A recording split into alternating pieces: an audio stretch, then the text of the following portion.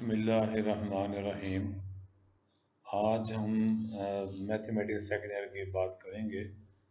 Second chapter में सबसे पहला पेज हमारे पास है। इसका जो मेन टॉपिक है उसका नाम है डिफरेंशिएशन। डिफरेंशिएशन इसके बारे में, इसके मतलब के बारे में समझेंगे कि डिफरेंशिएशन का मतलब क्या है।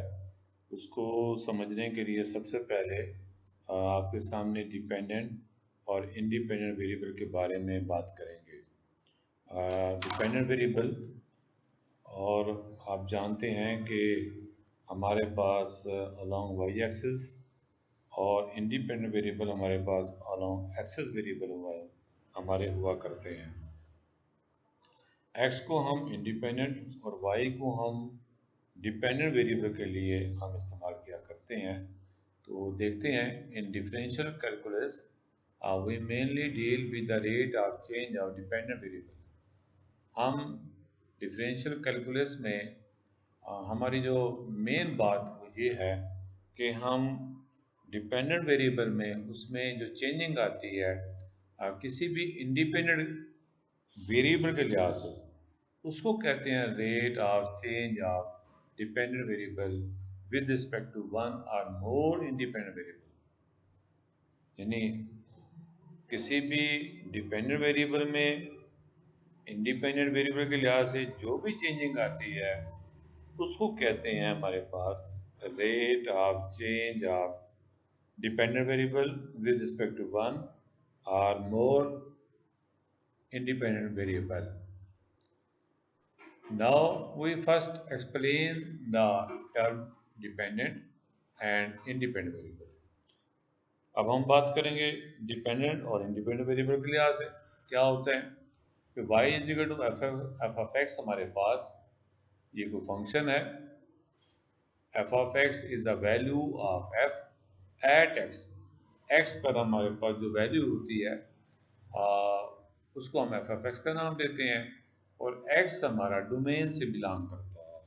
ये जो इंडिपेंडेंट वेरिएबल होता है ये हमारा डोमेन का मेंबर होता है। एक डोमेन है, एक रेंज है। तो एक्स हमारा बिलोंग टू डोमेन, जबकि वाई हमारे पास बिलोंग टू रेंज होता है।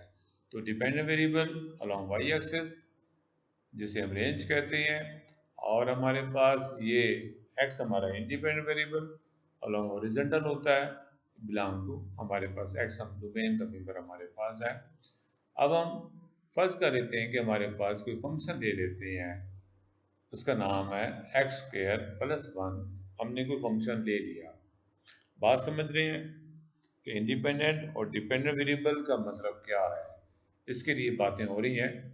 For different values of x, इस दिए गए फंक्शन में हम अगर एक्स की वैल्यू 1 पुट कराते हैं उससे आंसर 2 आता है, और 1.5 पुट कराते हैं उससे आंसर हमारे पास 3.25 आता है, और अगर हम 2 पुट कराते हैं तो उससे आंसर हमारे पास 5 आता है।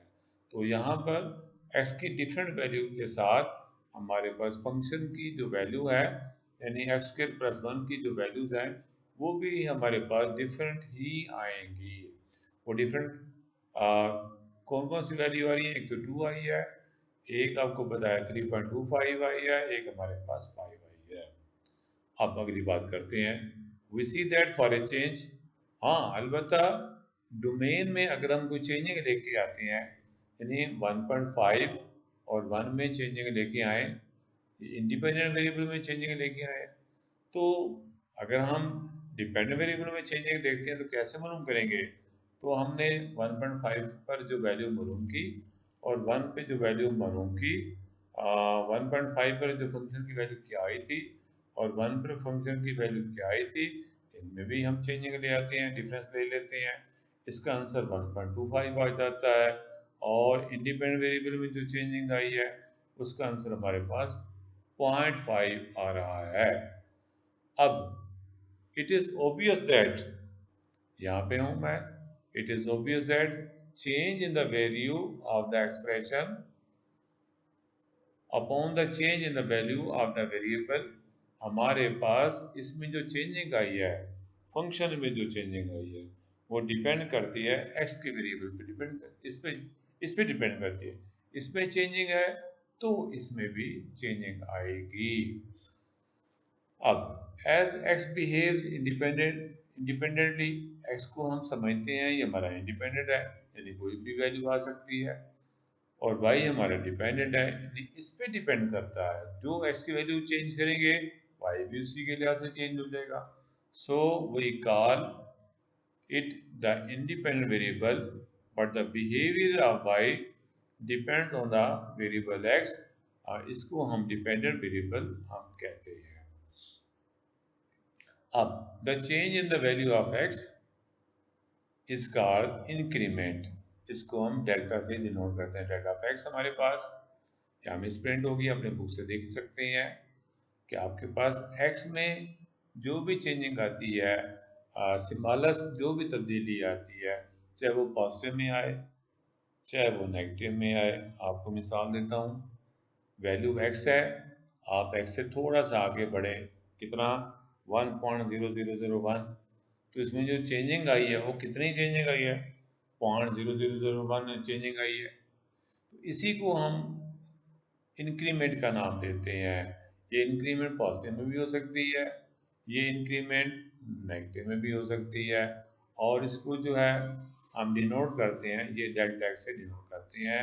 और इसको पढ़ते कैसे हैं, या फर्स्ट टाइम देख रहे हैं, इसको हम इंक्रीमेंट का नाम दे देते हैं, इसको हम चेंजिंग का नाम कहते हैं, और इसको हम एरर को भी कहते हैं। आपने प्रैक्टिकल में भी इस्तेमाल किया होगा, एप्सिलॉन भी कहते हैं, डेल्टा भी इस्तेमाल करते हैं। तो यहाँ पे हमने डेल्टा की बातें कर रहे हैं। The corresponding change in the dependent variable Y, X में चेंजिंग आएगी तो वाई में भी चेंजिंग आएगी। आप एग्जांपल देख लीजिएगा, अगर हम सर्कल का एरिया लेते हैं, क्योंकि फार्मूला होता है पाई आर स्क्वायर, सर्कल का एरिया, सर्कल का एरिया हमारे पास फर्स्ट किया वो पाई आर स्क्वायर है।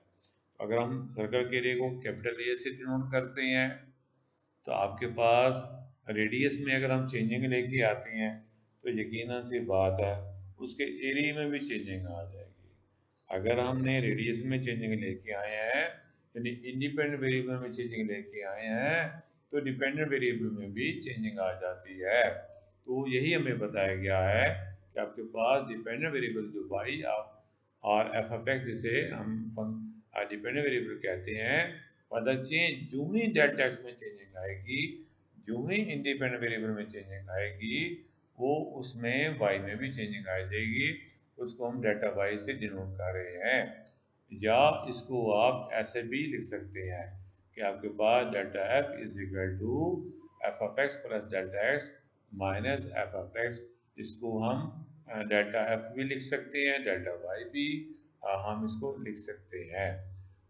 ये हमारे पास इसका आगे जाके अगले पेज पे बताया गया है कि ये value F of X plus delta X minus F of x ये कैसे इसके बराबर आती है, अगले पेज पे आपको बताया गया है।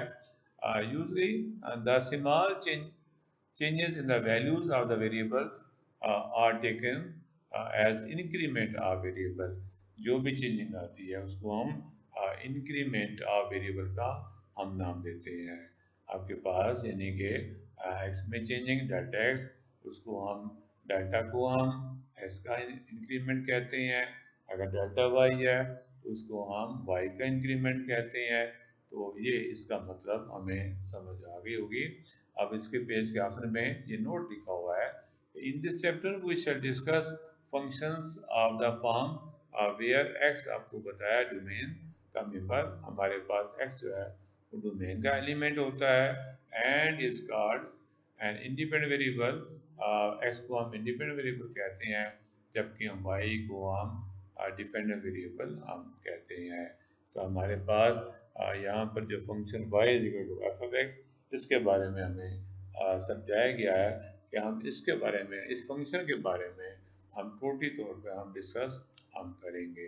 अब हम अगले पेज पे जा रहे हैं, सेकेंड चैप्टर के हम दूसरे पेज पे जा रहे हैं। यहाँ एक आर्टिकल लिखा हुआ है, हेडिंग रखिए एवरेज रेट ऑफ चेंज, हमें या इसके बारे में हम समझना है। उसके बारे में कैसे समझेंगे? Suppose the particles is moving in a straight line and its positions after time t and t1। फर्ज किया कि आपके पास t टाइम में उसने डिस्टेंस जो तय किया है वो एस ऑफ टी तय किया है, और थोड़ी देर के बाद हमने जब देखा यानी t1 टाइम में जब उसको देखा तो पार्टिकल ने फर्स्ट किया इतने टाइम में उसने डिस्टेंस तय किया है, t1 टाइम में उसने ये डिस्टेंस तय किया है, उसके डिस्टेंस को हमने एस ऑफ t1 का नाम दे रहे हैं। आप बात समझ लें, t और t1 को हम इंडिपेंडेंट और हम हॉरिजॉन्टल ले रहे हैं, जबकि हम st1 और st को जबकि हम वर्टिकल की बात कर रहे हैं। तो हमें ये समझाया जा रहा है मिसाल के तौर पर t टाइम में कोई भी पार्टिकल जब मूव करता है ओरिजिन से तो हम समझ रहे हैं कि उसने डिस्टेंस अपनी तरफ से फर्ज किया एस ऑफ टी तय किया, और टाइम टी में फर्ज किया उसने डिस्टेंस एस टी वन तय किया। Then the distance travel in the interval, यानी इस इंटरवल में हमारे पास t1 माइनस टी टाइम में फर्ज किया ये t को हम 2 सेकंड लेते हैं, इसको हम 3 सेकंड ले लेते हैं, तो 3 मनफी 2 करने से 1 सेकंड ये इसका इंटरवल कहलाता है, ये जो वक्फा कहलाता है। इन दोनों के दरमियान में जो इंटरवल है वो कितना है? इस इंटरवल टाइम में याद रखें कि t1 हमने बड़ी वैल्यू लेनी है और t हमने स्मॉलर वैल्यू लेनी है। तो उस इस इंटरवल में उसने इतना डिफरेंस टाइम डिस्टेंस को तय किया है। तो फिर मैं आपको समझा देता हूँ। फर्स्ट क्या टी टाइम में उसने 5 मीटर तय किया, और t1 टाइम में उसने फर्ज किया 7 मीटर तय किया, तो 7 माइनस 5 करने से 2 मीटर का फासला इससे इंटरवल में तय किया। तो उसको अगर हम क्वेश्चन फॉर्म में लिखें एंड द डिफरेंस क्वेश्चन को हम ऐसे लिखेंगे, यानी आपके पास इसका जो डिस्टेंस का जो डिफरेंस है और इसके टाइम का डिफरेंस हमारे पास है, इन दोनों का अगर हम डिवाइड कर लें इसको क्वेश्चन कहते हैं, इसको कहते हैं represent the average rate of change of distance. इसी को कहते हैं, फिर दोबारा समझें, average rate of change of distance over the time interval t1 minus T, इसको ऐसे पढ़ेंगे। तो अगर हमें आगे देखिएगा, if t1 minus t is not small, यानी कि ये वैल्यू डिफरेंस जो है वो कम से कम नहीं है। मिसाल के तौर पर ये टाइम आपने नोट किया, कोई भी डिस्टेंस तय किया 3 सेकंड में, और ये t1 जो है वो 10 सेकंड में आपने नोट किया, तो दोनों का जो डिफरेंस है वो 7 सेकंड है, वो स्मॉल वैल्यू नहीं है। तो हम बातें करेंगे स्मॉल वैल्यू की।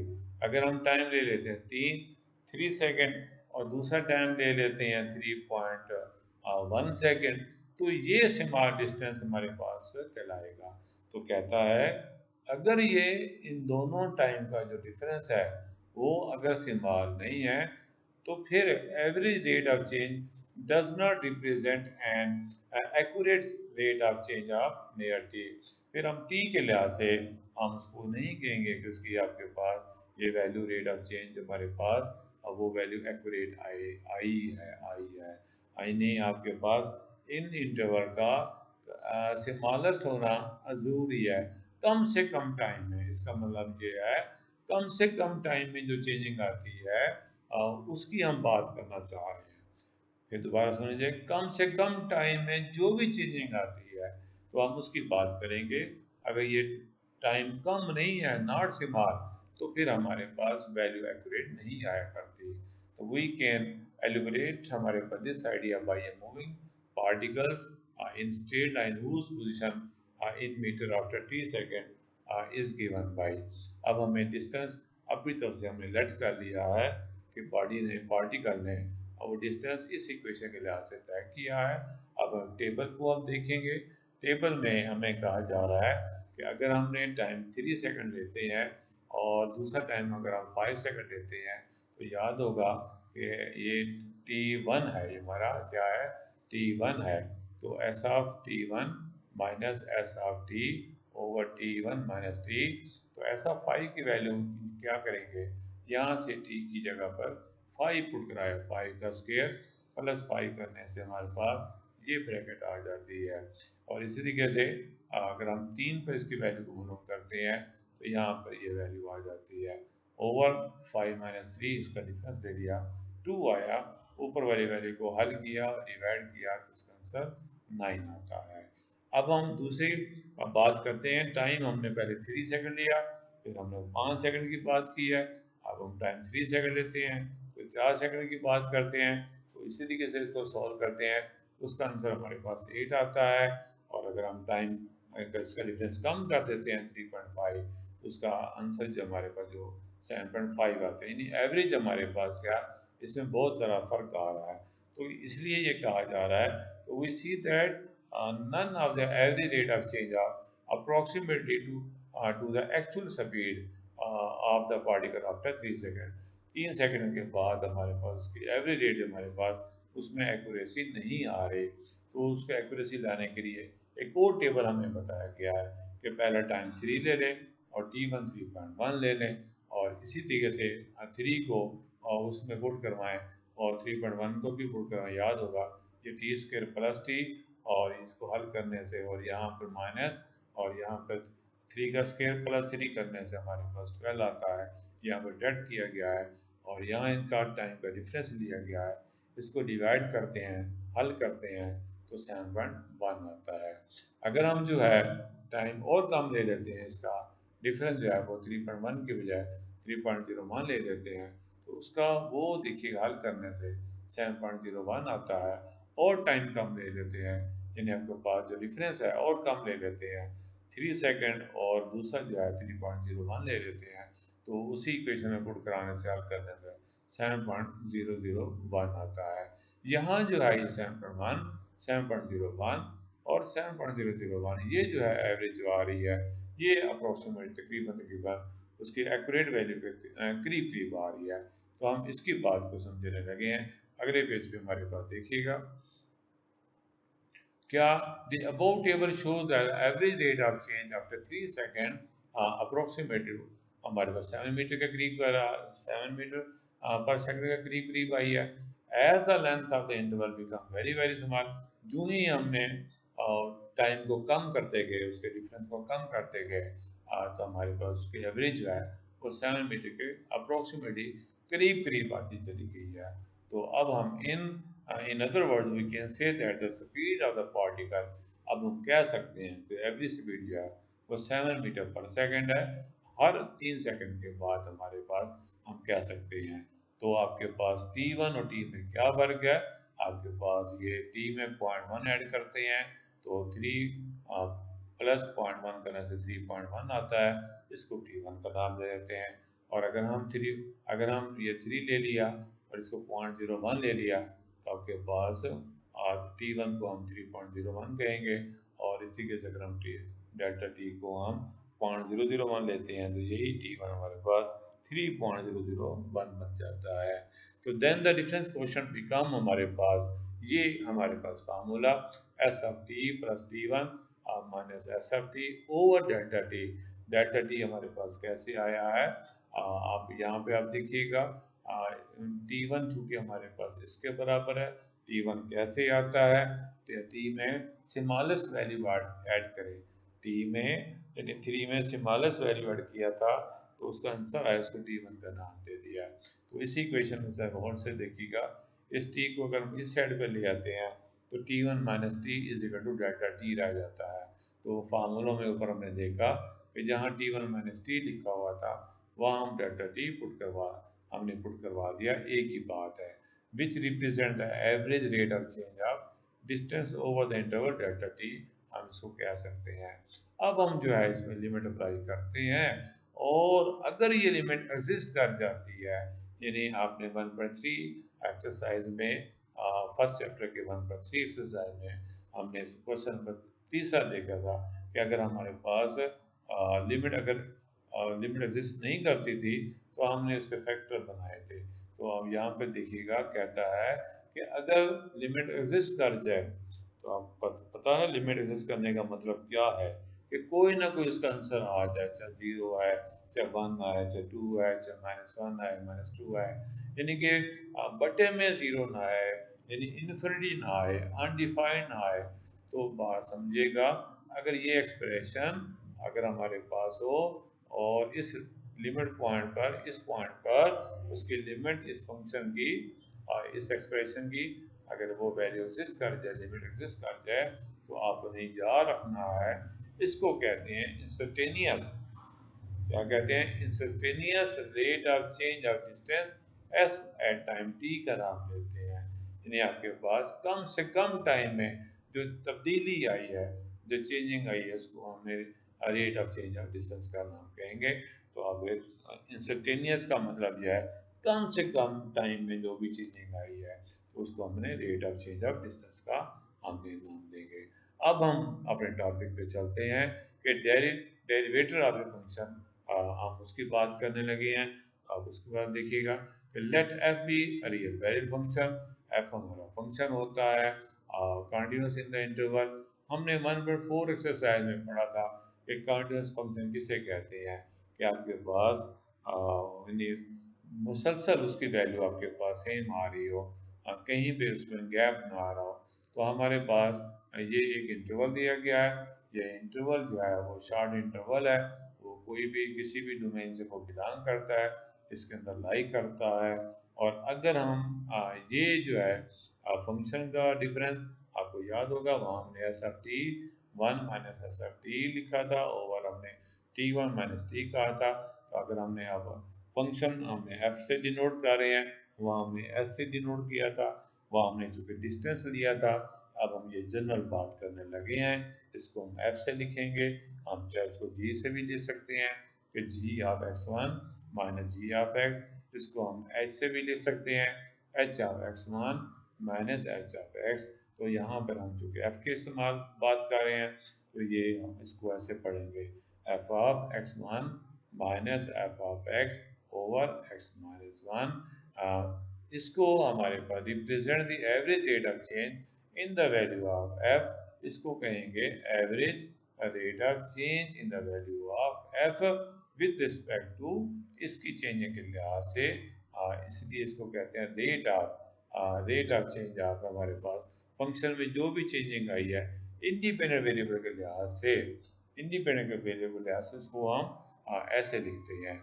और अब हम इसमें लिमिट अप्लाई करते हैं, तो अगर हमारे पास बटे में 0 ना आए, यानी ये एक्सप्रेशन, इस पर हम एक्स पॉइंट पर इसकी लिमिट मालूम करते हैं, तो उसका कोई ना कोई आंसर आ जाए, यानी किसी तरीके से बटे में 0 ना आए, तो उसको कहते हैं हमारे पास डेरिवेटिव ऑफ ए फंक्शन का नाम देते हैं। तो दोबारा फिर सुन लीजिएगा, ये हमारे पास मेन डेफिनेशन है कि आपके पास rate of a change of a function, और rate of a change of a function with respect to independent variable is called derivative of a function का नाम हम दे रहे हैं, और इसको मैथमेटिकली हम इसको ऐसे हम लिख रहे हैं।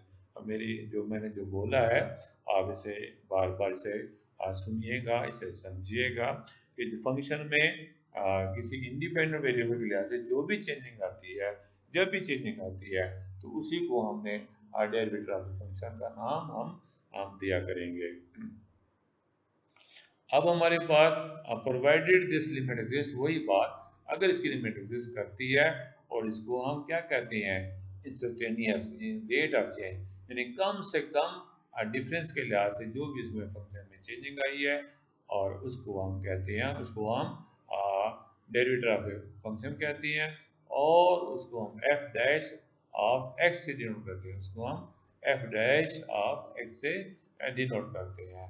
तो फिर वही बात है कि आपके पास x और x1 में बहुत स्मॉलेस्ट जो डिफरेंस लाई करता है, उसको हम डेल्टा से डिनोट किया करते हैं।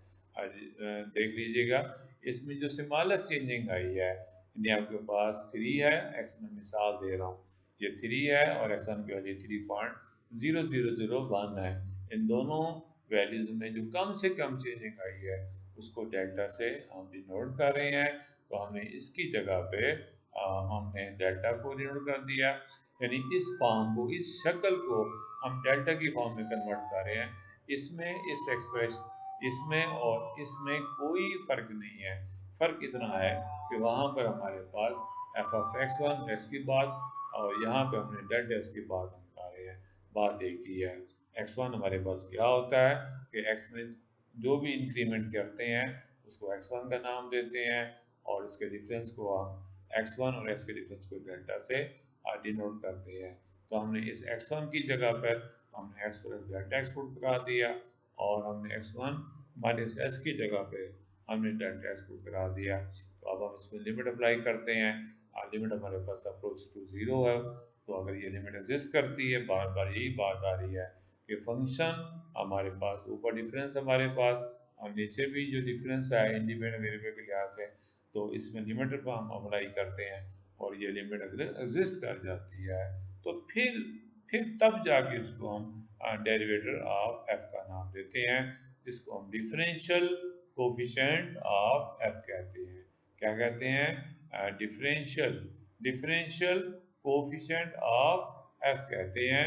और उसको जो है एफ डैश ऑफ एक्स से हम डिनोट करते हैं और उसको यूं भी पढ़ सकते हैं एफ प्राइम ऑफ एक्स और the domain of F dash of ex prime of x consist of all x for which the limit exist हमारे पास। ये हमारे पास एक्स हमने वहाँ से लेना है जिस इंटरवल में तमाम पॉइंट पर ये हमारे पास वैल्यू एग्जिस्ट करती हो। If x belong to domain of f and f dash of x, अब ये बात फाइनल कर रहा है, एक्स हमारा टू डोमेन से बिलोंग करता है और लिमिट एग्जिस्ट करती है, तो then f is said to be the differentiable at x. उसको हम डिफरेंशिएबल एट एक्स का नाम देते हैं। द प्रोसेस, इस अमल को, ये जो हम प्रोसेस जो मालूम करते हैं डिफरेंशियल हमारे पास डेरिवेटिव, तो एफ डैश इसको कहते हैं डिफरेंशिएशन का नाम देते हैं। तो दोबारा आप इसे समझ सकते हैं। आप कह सकते हैं कि एफ डैश एफ प्राइम के मालूम करने के अमल को हम डिफरेंशिएशन कहते हैं और एफ डैश को हम डिफरेंशियल कोएफिशिएंट आप एफ का नाम देते हैं। अब हम अगले पेज पे चलते हैं। अब इसको मैंने आपको याद होगा अब बताया था हमारे पास कि ये डेल्टा वाई कैसे आता है। तो एक हमारे पास फंक्शन ये है, हमने हमने एक्स में चेंजिंग लेके आते हैं तो वाई में भी चेंजिंग आ जाती है। एक्स में चेंजिंग को क्या कहते हैं? एक्स प्लस डेल्टा एक्स कहते हैं और वाई के इंक्रीमेंट को चेंजिंग को क्या कहते हैं? डेल्टा वाई कहते हैं। तो ये लेफ्ट हैंड साइड है और इधर से भी ये लेफ्ट हैंड साइड है। इन दोनों को आपस में सेपरेट कर लेते हैं और इस राइट हैंड साइड को और इस राइट हैंड साइड को आपस में हम इसका डिफरेंस ले लेते हैं। तो ये दो टर्म आपस में कैंसिल हो जाती हैं। तो इस तरीके से हमारे पास ये डेल्टा वाई की वैल्यू आती है। अब हमने delta x in independent variable के लिहाज से इसको हमने इसके डिफरेंस को हमने डिवाइड कर दिया और इसकी हमने लिमिट ले ली है। अगर याद होगा, अगर इसकी लिमिट एग्जिस्ट करती है, अगर ये लिमिट एग्जिस्ट करती है तो इसी को जो है हम डिफरेंशिएशन हम उसको डेरिवेटिव आपके पास उसको कहते हैं फंक्शन का नाम देते हैं और इसको डिनोट करते हैं d y by d x से डिनोट करते हैं। D y by d x है, इसको ऐसा लिख लें, इसको ऐसा लिख लें या डी वाई डी एक्स लिख लें या इसको हम एफ डैश ऑफ एक्स लिख लें, एक ही बात है। तो डिफरेंशिएशन को लिखने के हमारे पास कई हमारे पास मेथड दे रखे हैं। उसको प्राइम कह दें, उसको डी बाई डी एस कह दें, उसको आप इसको इससे डिनोट कर दें, उसको आप इससे डिनोट कर दें। ये सारी नोटेशन हमें दे रखी हैं। अब हमें दे रखा है the symbol D by d x is use for the derivative of F. जब भी हमने वाई का डेरिवेटिव मालूम करना हो तो हम डी बाई डी एक्स को मालूम क्या करते हैं एस के लिहाज से। And here it is not a question of d y and d s. इसको समझिएगा कि डी वाई और डी एस ये आपस में डिवाइड नहीं हो रहे, कि डी वाई जो है वो डी एक्स से डिवाइड हो रहा है। कहता है ये ऐसी बात नहीं है, बल्कि D over D x apply हो रहा है वाई पर। क्या कहा? डी ओवर डी एक्स जो है वाई पे अप्लाई हो रहा है। तो हम इसे डिनोट करेंगे वाई प्राइम से। तो यहाँ पर मुख्तलिफ मैथमेटिशियंस ने डेरिवेटिव को अपने अपने लिहाज से इसकी नोटेशन दे रखी हैं। सबसे पहले लिबनीज की बात करते हैं। लिबनीज डेरिवेटिव को डी बाई डी एक्स से डिनोट करता है, या उसको कहता है D F over D S कहता है। और यहाँ पर जो है ये डॉट है, और न्यूटन जो है एफ डॉट, इसको यहाँ पर डॉट है, एफ के ऊपर डॉट है, तो हमारे पास क्या है, इसको हम F dot of F of x का नाम देते हैं। ये लैंग्रेज ने एफ प्राइम ऑफ एक्स का नाम दिया है, और काशी ने जो है इसको, काशी ने मैथमेटिशियन का नाम है, इसको डी ऑफ एफ एस का यानी डेरिवेटर ऑफ एफ एस का नाम दिया है। अब आखिरी में बात करते हैं, अगर हम x प्लस डेल्टा एक्स की जगह पे x पुट करवा दें, और इस x की जगह पे अगर हम a पुट करवा दें, तो हमारे पास ये इसकी बजाय हम ये ले आते हैं, तो डेल्टा एक्स हमारे पास क्या है, याद होगा x plus delta X minus x, ऐसा करने से हमारे पास क्या आता है, x माइनस ए आता है। डेल्टा एक्स कैसे आता है, x plus delta X minus x करने से डेल्टा एक्स आता है, तो x प्लस डेल्टा एक्स को हमने s का नाम दिया, और x को हमने a का नाम दिया। इस तरीके से हमारे पास इसकी जगह पे हमने x माइनस ए लिख दिया। अब हम लिमिट अप्लाई करेंगे a पर, तो उसको जो है इस फॉर्म को कन्वर्ट करके हम इस फॉर्म में भी लिख सकते हैं, यानी इसको हम f डैश ऑफ a कहेंगे। अब ये हमारे पास इसका the derivative of f at x, ये हमारे पास आज का टॉपिक था। इंशाल्लाह ताला कल हम इसे अगले टॉपिक की बात करेंगे। Thanks so much. अगर किसी बात की अगर कोई समझ ना आई हो, तो ये मैंने माजरत के साथ कल दोबारा फिर व्हाट्सएप नंबर मैं लिख दूंगा, आप मुझसे पूछ सकते हैं, मुझसे बात कर सकते हैं। Thanks so much.